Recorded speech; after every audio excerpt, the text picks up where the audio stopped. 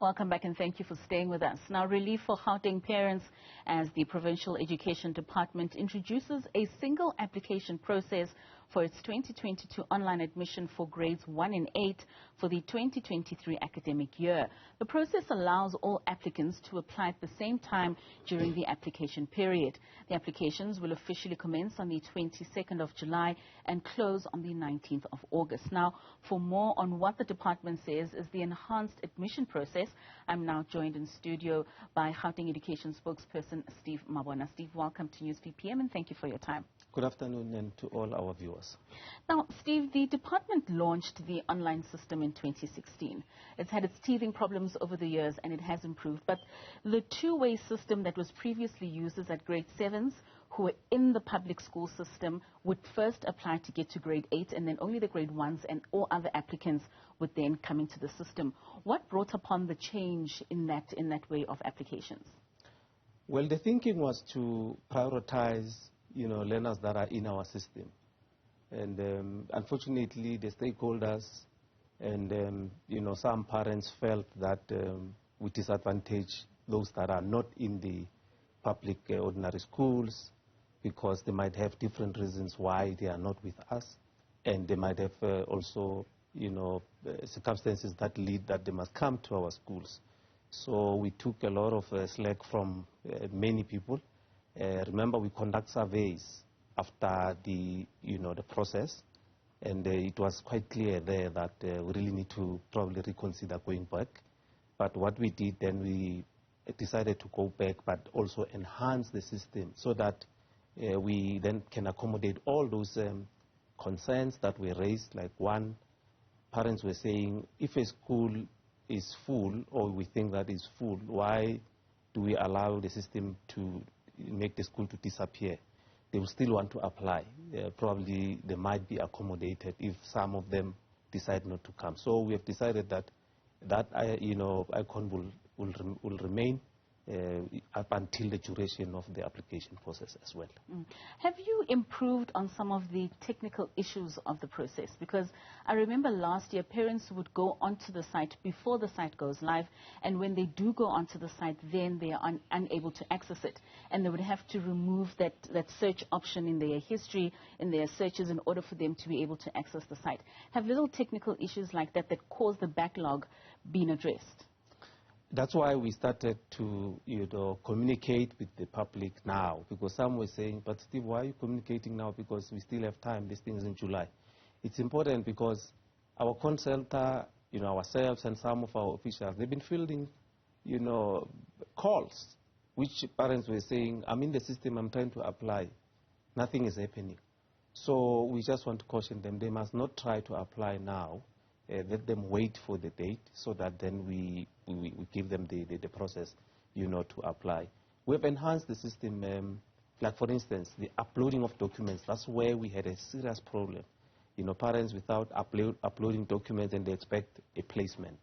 And to a certain extent, some they would have uploaded, but the schools would not have verified those documents. So now the system is enhanced to a certain extent that it's going to prompt schools. After uploading of documents, it will prompt schools so that they are accountable to say, why didn't you verify? Then let's verify and make sure that we don't disadvantage the parent.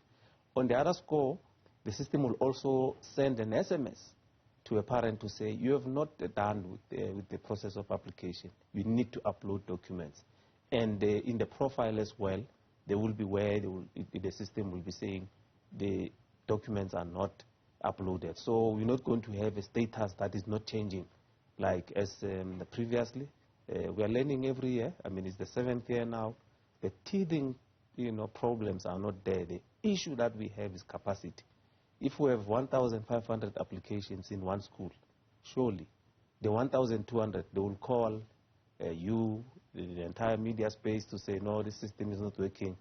Department must just do away with this. But we are hopeful that many parents understand why we're utilizing the system to their advantage, actually. And there's surely a number of issues that parents would want clarity on.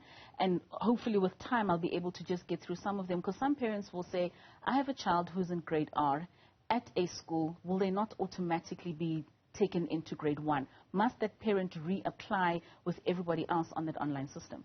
Well, from our books, it's not reapplication, it's application, because we don't administer the admission process of grade R, not currently. So we encourage all of them to apply. No grade R learner will automatically move to grade 1. They need to apply, they must be in the system, the application must be accounted for. One, there's a lot of gatekeeping that is happening in the school level, where some schools will utilize fees, some will utilize other mechanisms to stop other people from accessing the system. But with us, everyone has an opportunity to get space there.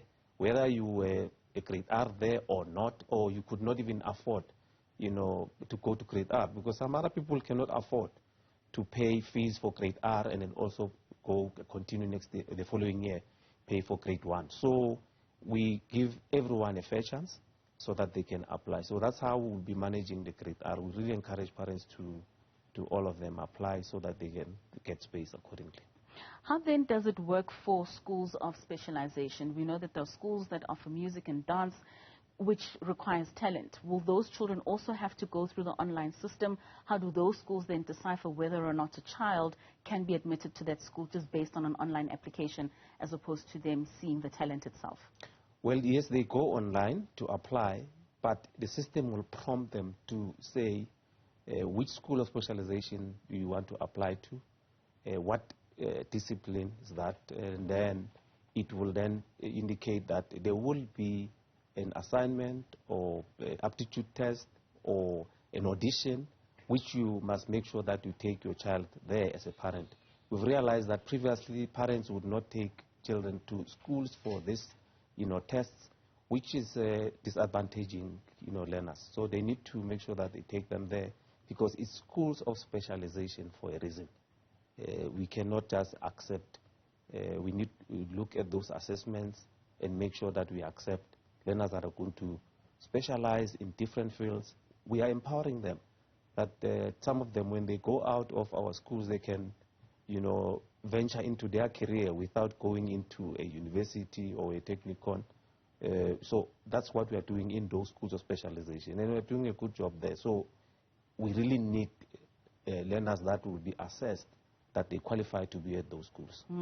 We know that previously there have been 47 walk-in centers. The issue of internet in the country is still quite one of access, and there are some parents who are unable to access the online system. Will these centers still be open for walk-ins? Yes, indeed. We're going to enhance. We're going to actually increase those centers. We're going to be sharing them in the next week, because we have indicated in our statement that we're going to have those walk-in centers. We know that not everyone will afford to have data or those mechanism to apply. Some they cannot. They need someone to assist them. Our officials will be assisting. We're going to actually publicize those centers so that parents are in a position to access them. But also, our contact center will be a very busy one. People need to be patient, but our officials are capable. 0800 000 789. That number will then take any question that will be coming from parents. Lastly, maybe unrelated to this issue, we do see that the fifth wave is looming. Is the Department of Education in Gauteng ready for what could possibly come? Are we looking at having a system where children are not going to school throughout the week, where we're having a system where some come in on certain days? Or are we not anticipating the changes that we had with COVID-19 in the previous 2 years? Well, as provinces, we are led by the basic education. The minister will then have to guide us on that, and we will take cue. So from our side, we will always be ready for any announcement that will come. So we'll just monitor and make sure that any guidance that is given to us as provinces, we're then in a position to implement. Mr. Steve Mabona, thank you so much for your time. It's always a pleasure speaking to you. That is the Gauteng Department of Education spokesperson, Steve Mabona, taking us through the new online system that has been improved in order for parents and children to be able to access the schooling system and without any hesitation. So thank you so much for your time. Thank you very much.